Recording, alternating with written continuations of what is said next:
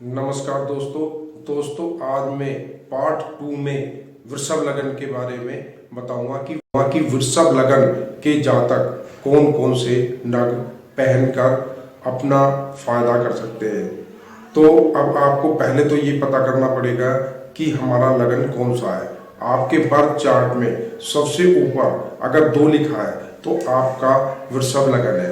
तो वृषभ लगन के जातक टू का राशि होती है शुक्र, तो शुक्र का डायमंड पहन सकते हैं। और पंचम भाव यानी कि त्रिकोण का दूसरा वो 6 होता है। 6 का कन्या राशि का स्वामी बुध होता है, तो बुध का हम पन्ना पहन सकते हैं। और तीसरा होता है शनि, तो शनि का हम नीलम पहन सकते हैं। यानी कि 3 ही तरह के हम नग पहन सकते हैं। तो तीसरा मतलब मकर राशि है, उसका स्वामी शनि होता है। अब मैं सबसे पहले बताऊंगा कि आप डायमंड या हीरा कब पहन सकते हैं। कि जब आपका लगन का स्वामी शुक्र कहाँ कहाँ बैठा हुआ हो। आप अपने बर्थ चार्ट में आसानी से देख सकते हो कि मेरे बर्थ चार्ट में शुक्र कहाँ बैठा हुआ है, ताकि मैं डायमंड या हीरा में पहन सकता या सकती हूँ। तो अब आप इसको नोट कर ले, आप ध्यान से देखिएगा। जब शुक्र आपका प्रथम भाव में यानी कि लगन में ही बैठा हो, तृतीय भाग में बैठा हो, या पंचम भाव में बैठा हो, या 9th भाव में भाग्य स्थान में बैठा हो, या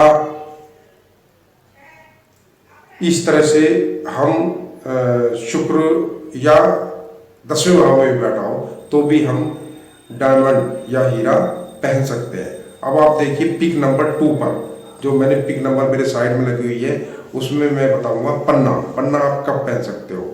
तो पन्ना आप जब पहन सकते हो कि जब आपका बुध प्रथम भाव में यानी कि लगन में बैठा हो, चतुर्थ भाव में बैठा हो, पंचम भाव में बैठा हो, 6th भाव में बैठा हो, 9th भाव में बैठा हो, और या 10th वाले घर में बैठा हो, तो आप आसानी से पन्ना पहन सकते हो।